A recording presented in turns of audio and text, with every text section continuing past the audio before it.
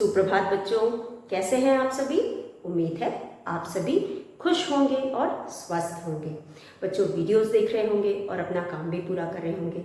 तो बच्चों, जैसा कि आप जानते हो, अपने पिछले वीडियो में हम कर रहे थे हमारी हिंदी पाठ्य पुस्तक खुलते पंख का पाठ 17 जाखू मंदिर के अंत में दी गई कविता चंगी नहीं लड़ाई। तो बच्चों, पिछले वीडियो में हमने इस कहानी को चित्रों द्वारा समझने की कोशिश की थी और इस कहानी के बारे में विचार किया था। आज इस कहानी को हम पढ़ेंगे और समझेंगे।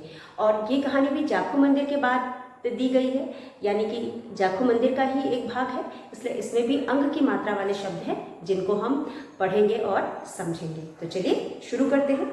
बच्चों, जैसा कि आप जानते हो, पहले अनुच्छेद में आप देख सकते हैं कि भालू बंदर की हुई लड़ाई।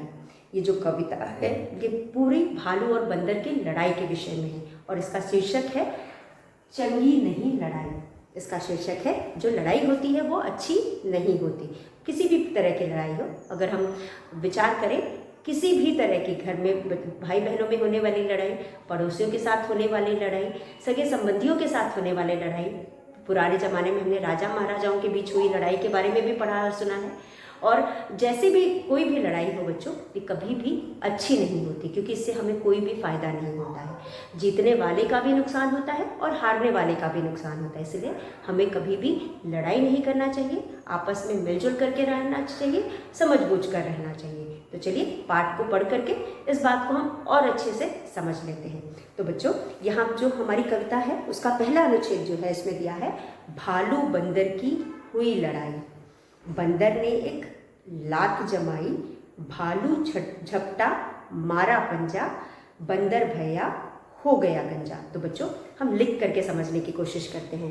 पहला अनुच्छेद है भालू, भ पे आ की मात्रा भा, ल पे बड़े की मात्रा लू, ब पे बिंदी बन, द र बंदर, क पे बड़ी की मात्रा की। भालू बंदर की हुई लड़ाई, ल ड़ पे आ की मात्रा बड़ी ई, लड़ाई। भालू बंदर की हुई लड़ाई। ये पूरा नहीं हुआ इसलिए कॉमा लगाएंगे। इसके आगे है बंदर ने एक, बंदर ब पे बिंदी द र बंदर, न पे ए की मात्रा ने, एक लात, ल पे आ की मात्रा लात जमाई, ज मा ई, बंदर ने एक लात जमाई। भालू भा, ल पे बड़े की मात्रा लू, झ प ट पे आ की मात्रा टा, भालू झपटा कौमा मारा पंजा, प पे बिंदी पन, ज पे आ की मात्रा जा और कौमा। उसके बाद है बंदर भैया, बंदर बंदर, भ पे ए की मात्रा भै, य पे आ की मात्रा या, बंदर भैया हो गया, ह पे ओ की मात्रा हो, ग या हो गया गंजा, ग पे बिंदी ज पे आ की मात्रा जा, गंजा। अब बच्चों, ये है हमारा पहला अनुच्छेद। तो आज हम इस अनुच्छेद को पढ़ेंगे और समझेंगे। बच्चों, पहली लाइन अगर आप देखें, भालू बंदर की हुई लड़ाई। यहाँ पे किसकी लड़ाई हो रही है? भालू और बंदर की लड़ाई हो रही है। अब इस पूरे अनुच्छेद में यहाँ पे हमें एक अंग की मात्रा का शब्द दिखाई दे रहा है, वो है बंदर। चलिए हम अंग की मात्रा वाले शब्दों को यहाँ लिखते हैं। ब पे बिंदी बन, द और र, बंदर। तो भालू बंदर की हुई लड़ाई। किसके बीच में लड़ाई हो रही है इस कविता में? भालू और बंदर के बीच में लड़ाई हो रही है। बंदर ने एक लात जमाई। लात का मतलब क्या होता है? पैर। पैर से मारना, यानी पैर को हम लात कहते हैं। तो बंदर ने क्या किया? भालू को एक पैर, उसको पैर से मारा, यानी एक पैर को ही हम लात कहते हैं, इसलिए पैर से मारना। यहाँ पे लात जमाई, यानी उसने खींच करके अपने पैर से भालू को मारा, इसलिए यहाँ पे लात जमाई शब्द का प्रयोग किया गया है। तो बंदर ने एक लात जमाई। किस पर लात जमाई? भालू पर। अब जब किसी को आप लात जमाओगे, किसी को खींच के एक लात मारोगे, तो वो क्या करेगा? वो आपकी आरती तो उतारेगा नहीं, वो भी उल्टा आपको मारेगा। तो भालू ने क्या किया, भालू झपटा। आप चित्र में भी देख सकते हैं, पहले वाले चित्र में अब पंजे से झपट रहा है भालू बंदर की तरफ, झपटा मारा पंजा, उसके तरफ वो झपटते उसने अपने पंजे से बंदर को मारा। पंजा यानी ये पंजा, आपने देखा होगा भालू हो या बंदर हो, उनका जो ये चीज़ होता है और बड़े बड़े नाखून होते हैं, इसे हम पंजा कहते हैं। और वो कस के भालू ने बंदर की तरफ झपटा और उसको पंजा मारा, और पंजा मारने की वजह से क्या हुआ, बंदर भया हो गया गंजा। गंजा मतलब सर पे बाल ना होना, जिसके सर पे बाल नहीं होती वो गंजा कहलाता है। तो यहाँ पे यानी कि जो बंदर था उसके पूरे सर का बाल ही उसने निकाल दिया, यानी नोच करके पंजा मार करके उसने पूरा बाल ही सर का निकाल दिया और बंदर क्या हो गया, गंजा हो गया। अब सोचो बच्चों, यहाँ पे जब दोनों लड़ रहे हैं तो यहाँ पे किसी का फायदा हुआ, पहले तो लात लगी कस के भालू को चोट लगी होगी, उसे तकलीफ हुई होगी, इसलिए उसने गुस्से में आकर के बंदर को मारा। और बंदर को कैसे मारा, उसके ऊपर झपट कर उसको पंजा मारा। पंजा मारना यानी अपने नाखून से उसको नोच लेना। तो उसने जब पंजा मारा तो उसके सारे बाल उसके हाथ में आ गए और बंदर क्या हो गया, गंजा हो गया। गंजा का मतलब बिना बाल का होना, सर के सारे बाल गायब हो जाना। पंजा यानी हाथ, यानी पूरी अपना जो ये चीज़ है इससे झपट करके उसने मारा। तो इस तरह से बच्चों इस लड़ाई में, यहाँ पे लड़ाई किसके बीच में हो रही है, दो लोगों के बीच में हो रही है, एक है भालू, दूसरा है बंदर। तो सबसे पहले शुरुआत किसने की, बंदर ने। भालू बंदर की हुई लड़ाई, बंदर ने एक लात जमाई। उस लड़ाई में सबसे पहले बंदर ने उसको खींच के एक लात मारी, यानी कि उसने लात जमाई। किस पर लात जमाई, भालू पर। और जब वो लात जमाया, जब बंदर ने भालू पे लात जमाई तो भालू गुस्से में आ गया और उसने क्या किया, और जब बंदर ने भालू पर लात जमाई, भालू एक गुस्सा होकर के उसने पंजा मारा बंदर को और बंदर हो गया गंजा। तो ये हमारा पहला अनुच्छेद है। अब इसके अंदर बच्चों आप देख सकते हैं, बंदर हो गया बिंदी यानी अंक की मात्रा वाला शब्द। तीसरी पंक्ति में एक और शब्द है पंजा, ज पे आ की मात्रा जा, पंजा। तीसरे पैराग्राफ में आप देख सकते हैं, मतलब पंक्ति में आप देख सकते हैं, पहले अनुच्छेद के शब्द है गंजा, ग पे बिंदी, ज पे आ की मात्रा गंजा। तो ये पहले अनुच्छेद में हमने, या पहला जो स्टेंजा है, पैराग्राफ है हमारी कविता का, उसमें हमने इन 3 अंग की मात्रा वाले शब्दों को देखा। और उसके पहले हमने चंगी देखा था, च पे बिंदी चंग, ग पे बड़ी की मात्रा गी, चंगी। उसके बाद तो इतने अंग की मात्रा वाले शब्द हैं। तो बच्चों इस तरह से ये पहला स्टेंजा है, ये पैराग्राफ है, जिसमें हमने देखा कि इस कविता में बंदर और भालू के बीच में लड़ाई हो रही है। और बंदर और भालू के बीच में लड़ाई हो रही है, तो भाई जब लड़ाई हो रही है तो दोनों एक दूसरे पर वार करेंगे, मारेंगे, और दोनों एक दूसरे को मार रहे हैं। सबसे पहले बंदर ने खींचकर एक लात भालू पर जमाई और भालू गुस्सा होकर के उसने बंदर के सारे सर के बाल ही नोच लिए। उसने पंजा मारा और बंदर के सारे बाल नोच लिए। अब जब बंदर के सर के सारे बाल भालू ने निकाल दिए तो वो कैसा हो गया, गंजा हो गया। इस तरह से हमने पहली पंक्ति में देखा कि जब दोनों के बीच में लड़ाई हुई तो दोनों का नुकसान हुआ। एक को चोट लगी, लात मारने की वजह से चोट लगी, और दूसरे के सर के सारे बाल ही चले गए। उसके बाद चलिए देखते हैं दूसरे पंक्ति में, पैराग्राफ में क्या होता है। अब दूसरे पैराग्राफ में बच्चों आप देख सकते हो, यहाँ पे डंडा लेकर बंदर आया। अभी भी दोनों को संतुष्टि नहीं हुई, अभी भी दोनों को समझ में नहीं आया। अब क्योंकि अभी ठीक ठाक है, अभी उनमें कुछ ना कुछ दम खम बाकी है, इसलिए फिर वो क्या करते हैं, दूसरा चित्र आप देख सकते हैं, डंडा लेकर बंदर आया। जब बंदर के सर के सारे बाल निकल गए, सोचो कितना बुरा लगा होगा उसे, उसके सर के सारे बाल चले गए, वो गंजा हो गया, तो उसे बहुत गुस्सा आया और उसने क्या किया होगा बच्चों, डंडा लेकर बंदर आया। बंदर गया, वह डंडा लेकर आया, जोर लगाकर एक जमाया। फिर से उसने जोर से डंडा खींच करके भालू को एक मार दिया डंडे से।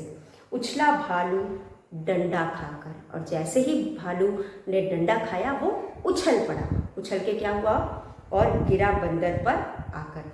तो जो भालू है डंडा खा करके, यानी कि भालू को जब चोट लगी तो वो दर्द के मारे उछल गया, उछलने के बाद वो वापस बंदर के ऊपर आके गिर गया। आप चित्र में देख सकते हैं, भालू ऊपर है और बंदर नीचे है। अब जब इतना भारी भरकम भालू बंदर पे गिरेगा तो क्या होगा बच्चों? बंदर की तो टांग ही टूट गई। आप देख सकते हैं अगले चित्र में, भालू बंदर के ऊपर गिरा, शायद इसीलिए उसकी टांग टूटी ना। तो यहाँ पे भालू बंदर के ऊपर गिरने की वजह से यहाँ पे बंदर की टांग टूट गई होगी। क्योंकि हम तो चित्र देख के समझ चुके हैं ना, पैराग्राफ नहीं पढ़ा है, कविता हमने पूरी नहीं पढ़ी है, लेकिन हम तो चित्र देख के समझ चुके हैं कि जो लड़ाई के अंत में जो बंदर है उसकी टांग टूट गई है, इसलिए वो बैसाखी लेके चल रहा है, यानी लकड़ी लेकर के, डंडा लेके, सहारा लेकर के चल रहा है। उसके पैर में पट्टी भी बंधी है, हमें तो पता ही है। तो यहाँ पे जब इतना भारी भरकम भालू बंदर पे गिरेगा, और देखो बंदर कैसा है, पतला दुबला सा है, और इसके ऊपर इतना भारी भरकम भालू गिरेगा तब तो उसकी तो हड्डी वड्डी टूटनी ही नहीं है, बंदर की टांग टूट। तो चलिए हम इस पैराग्राफ को भी पढ़कर समझ लेते हैं। पहला पैराग्राफ आपको समझ में आ गया होगा। भालू बंदर की हुई लड़ाई, बंदर ने एक लात जमाई, भालू झपटा मारा पंजा, बंदर भया हो गया गंजा। तो यहाँ पे जब भी किसी के बीच में लड़ाई होती है तो कोई कुछ सोचता समझता नहीं है कि किसका क्या नुकसान होने वाला है, बल्कि वहाँ पे उस समय तो लोग अपने आप को ज़्यादा ताकतवर या फिर ज़्यादा जीतने वाले उसमें एक दूसरे पे जिस तरह का वार कर सकते हैं वो करते हैं, लेकिन वो तो बाद में पता चलता है ना क्या होगा। तो यहाँ पे भी दोनों अपना पूरा दम लगा करके लड़ने में लगे हुए थे कि कौन किस पर हावी हो जाएगा। और जब बंदर के सर के बाल गायब हुए होंगे तब तो वो तो बबूला हो गया, यानी कि वो तो एकदम गुस्सा हो गया होगा, उसे गुस्सा आई। और अगले पैराग्राफ में हमने देखा कि जो बंदर है वो डंडा लेकर आया है। चलिए हम लिख करके फिर समझते हैं। तो यहाँ पे अभी तक हमने 4 शब्दों को देखा है, बंदर, पंजा, गंजा और चंगी। ये भी अंग की मात्रा वाले शब्द हैं। उसके बाद हमारे अगले पैराग्राफ में हम देखते हैं, डंडा लेकर, ड पे बिंदी, डन डा, डंडा, ल पे की मात्रा ले कर, डंडा लेकर बंदर आया, ब पे बिंदी, बंदर, बंदर आया, डंडा लेकर बंदर आया। उसके बाद जोर, ज के नीचे बिंदी है इसलिए हम जोर नहीं पढ़ेंगे, इसको जोर पढ़ेंगे। ज के नीचे नुक्ता है यानी कि बिंदी है, पैर के नीचे। एक तो माथे पे हम बिंदी लगाते हैं तो अंग की मात्रा बोलते हैं, और जब उसी बिंदी को हम नीचे पैरों के पास लगाते हैं तो हम इसे नुक्ता बोलते हैं, और इसका उच्चारण बदल जाता है। जैसे जहाज वाला ज जो हो जाता है जोर। जोर लगाकर, ल ग पे आ की मात्रा गा कर, जोर लगाकर, एक ज मा या, जोर लगाकर एक जमाया, जोर लगाकर एक जमाया। उसके बाद उछला भालू, उछला भालू, उछला भालू, डंडा, डंडा, उछला भालू डंडा खाकर, उछला भालू डंडा खाकर, और गिरा, और ग पे छोटी की मात्रा, गिरा बंदर पर जाकर, ब पे बिंदी, बंदर, बंदर पर जाकर। अब बच्चों आप देख सकते हैं ये है हमारा दूसरा अनुच्छेद। अब इस अनुच्छेद में बच्चों, जैसा कि हमने दूसरे चित्र में देखा कि जब बंदर के सारे बाल सर के गायब हो गए, वो गंजा हो गया, तो एकदम गुस्से से वो में आ गया, और गुस्से में आने के बाद उसने क्या किया, वह डंडा लेकर बंदर आया, वह डंडा लेकर के आया। डंडा लेकर के उसने क्या किया होगा, उसने जोर लगाकर एक जमाया, डंडे को जोर से पकड़ करके उस डंडे से कस के भालू के ऊपर जमाया। और जब भालू के ऊपर उसने कस के जमाया तो आप सोचो उसको कस के चोट लगी होगी, कस के चोट लगने की वजह से वो एकदम उछल गया डर के मारे। उसके बाद क्या हुआ, उछल करके वो सीधा करके किसके ऊपर गिरा, बंदर के ऊपर गिरा। तो यहाँ पे उछला भालू डंडा खाकर और गिरा बंदर पर आकर। और जब बंदर पर आकर के गिरा तो सोच लो क्या हुआ होगा। तो यहाँ पे पहले पंक्ति में हमने एक और शब्द देखा अंग की मात्रा का है, वो है डंडा, ड पे बिंदी, डंडा, डंडा। उसके बाद हमारे पास है जोर लगाकर एक जमाया, जमाना यानी मारना, लगाना। उसके बाद उछला, उछला आप जानते हो, भालू डंडा हवा में उठना, उछलना कहते हैं, डंडा खाकर, और गिरा बंदर पर जाकर। और कोई अंक की मात्रा नहीं है, और मुझे उम्मीद है ये पंक्ति भी आपको समझ में आ गई होगी। इस अनुच्छेद में, पहले अनुच्छेद में तो दोनों में लड़ाई शुरू हुई। पहले बंदर ने एक लात जमाई भालू के ऊपर, और बदले में जब बंदर मारेगा तो भालू भी मारेगा। भालू ने उस पर पंजा मारा, झपटा उसकी तरफ पंजा मारा, और उसके सर के सारे बाल ही गायब कर दिए, और बंदर हो गया गंजा। अब गंजा होने के बाद बंदर गुस्से में आ गया, उसने वो डंडा लेकर के आया और खींच करके जोर से डंडा भालू पर मारा। अब भालू पर जब वार पड़ी तो वो उछल करके वापस आके बंदर के ऊपर गिर गया। बंदर के ऊपर गिर गया तो अगले अनुच्छेद में हम देखेंगे क्या हुआ। तो आज के लिए बस इतना। तीसरा अनुच्छेद हम अगले वीडियो में पढ़ेंगे। तो बच्चों, अभी तक हमने जितना पढ़ा आप उसे याद कर लीजिएगा। हमने सिर्फ 2 पैराग्राफ पढ़ा है, पहला और दूसरा, और आप आसानी से याद कर लेंगे क्योंकि सुर लय के साथ है कविता। बच्चों, आप मन लगा के पढ़ेंगे, याद करेंगे तो आपको आसानी से याद हो जाएगा। और जो भी हमने अंग की मात्रा वाले शब्दों को देखा उसे भी आप लिख करके समझ लीजिएगा।